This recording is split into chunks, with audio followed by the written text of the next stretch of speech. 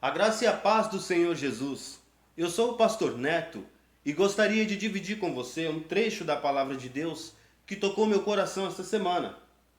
O trecho se encontra no Evangelho de João, no capítulo 9, versículos 2 e 3. O texto diz assim: E os seus discípulos perguntaram: Mestre, quem pecou? Este ou seus pais para que nascesse cego? Respondeu Jesus: Nem ele pecou, nem seus pais, mas foi para que se manifestem nele as obras de Deus.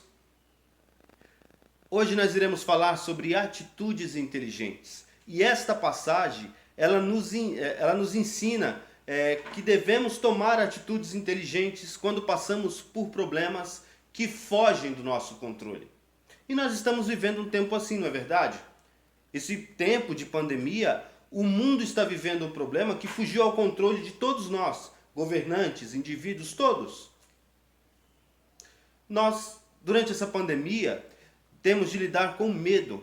Medo de perder o emprego, medo de ser infectado, medo de infectar outros, medo de perder parentes, entes queridos que fazem parte do grupo de risco, e também estamos vendo um futuro incerto. Mas o que esse problema tem a ver com essa passagem? Eu creio que tudo. O que está acontecendo aqui é que Jesus, ao sair do templo, ele vê um cego de nascença que pedia esmola e era conhecido por todos. Um homem daqueles mendigos que é familiar às pessoas. Jesus o vê, então os discípulos lhe perguntam: Mestre, quem pecou para que esse homem nascesse cego? Ele ou seus pais? Jesus descarta a hipótese, cura este homem, e esse homem se torna uma testemunha de Jesus perante as autoridades judaicas. Os discípulos, no entanto, eles tomaram atitudes erradas, equivocadas. Porém, as atitudes equivocadas dos discípulos nos ensinam como agir de maneira correta em momentos difíceis, em problemas que fogem do nosso controle. Hoje nós veremos então 3 atitudes corretas que devemos tomar diante desses problemas que fogem do nosso controle. A primeira atitude que devemos tomar é permanecer firme nos ensinos de Jesus. Veja, os discípulos, eles perguntam: quem pecou? Ele ou seus pais para que nascesse cego? Ora, o homem era cego de nascença, que pergunta é essa? Bom, o que está acontecendo aqui é que os discípulos estão colocando na discussão uma crença judaica que dizia que quando uma pessoa ficava doente, a doença era consequência de um pecado que a pessoa tinha cometido.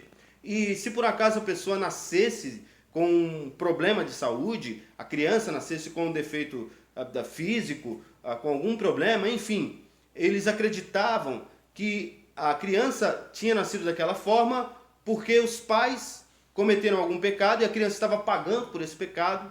E eles também acreditavam que a própria criança poderia ter pecado no ventre materno e por isso nasceu com um problema e estava pagando por esse problema agora em vida.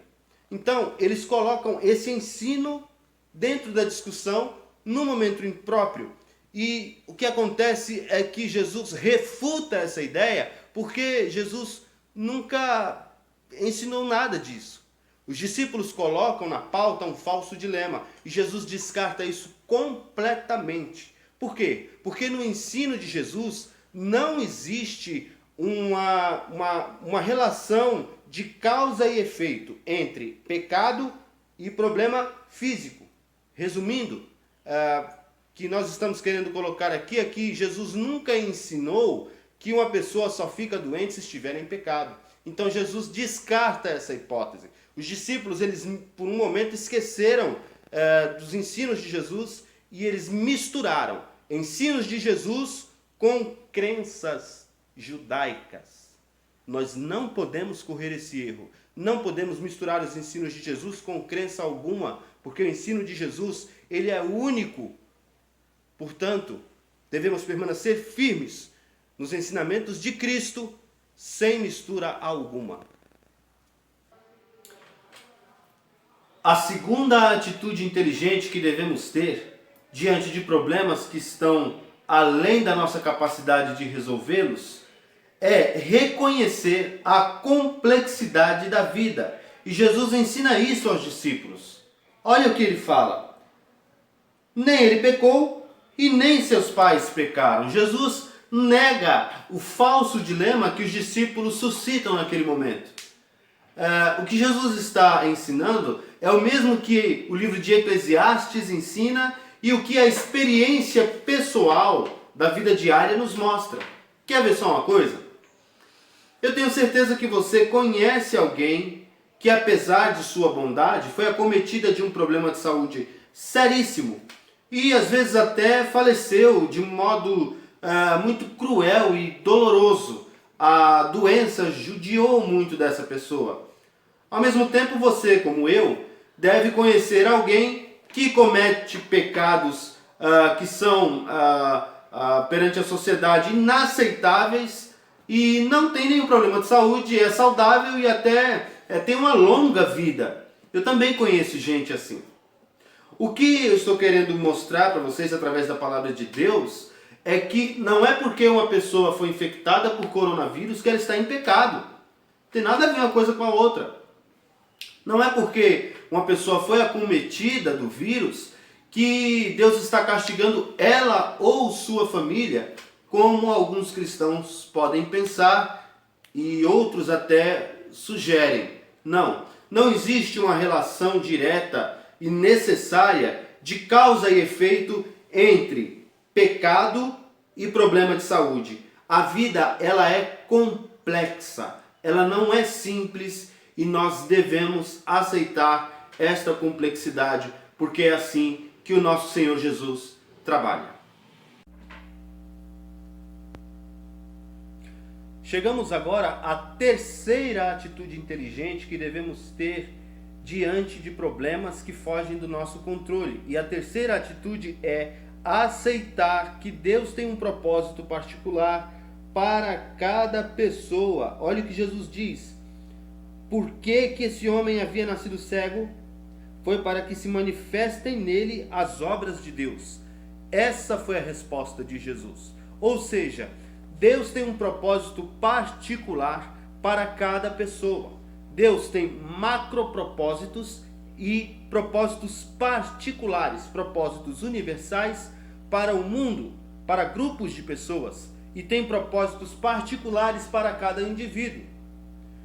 Bom, eu não duvido que em alguns casos e para algumas pessoas, o problema do coronavírus e todas as consequências que dele vem a todos nós, eu não duvido que seja um castigo de Deus. Algumas pessoas podem sim estar sendo castigadas por Deus.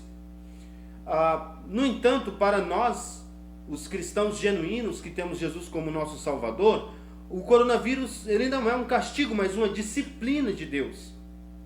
Para outros ainda, é uma oportunidade de crescimento espiritual, de maturidade humana, enfim, de crescer através dessa situação e se tornar a pessoa mais resiliente.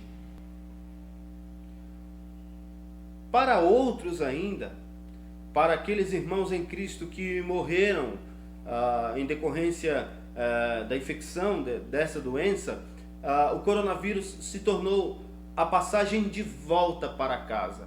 É a volta do cristão para o seu lar, para se encontrar com Deus.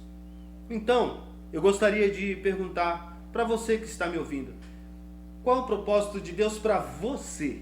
Você consegue responder essa pergunta? Como Deus está trabalhando na sua vida através desta situação? Como o nome dele está sendo glorificado através da pandemia, da quarentena, dos medos que você tem sentido? Como Deus está trabalhando com você? De uma coisa eu tenho certeza, Deus está trabalhando na sua vida. Então, comece a ouvir a voz de Deus através de toda essa situação. Chegamos ao grande desafio de nosso sermão. É bom saber que o Senhor nos ensina através dos erros dos seus discípulos. É bom saber que o Senhor está no controle de todas as coisas, apesar da complexidade da vida. Ela é complexa para nós, mas não para o nosso Senhor. Então, diante de tudo isso, eu gostaria de propor um desafio para você. Reclame menos e ore mais. Eu entendo que no momento de uma quarentena, de uma pandemia, tantos dias em casa, passando por medos, pela incerteza do futuro, nós começamos a ficar num nível de estresse muito grande, não é verdade? No entanto, se nós reclamarmos menos e orarmos mais, nós estaremos mostrando a nossa fé e descansando mais no nosso Senhor. Toda vez que nós oramos mais, ao invés de reclamar mais, nós estamos sim descansando no poder do nosso Deus e entregando a nossa vida para que Ele cuide dia a dia. Que Deus nos abençoe.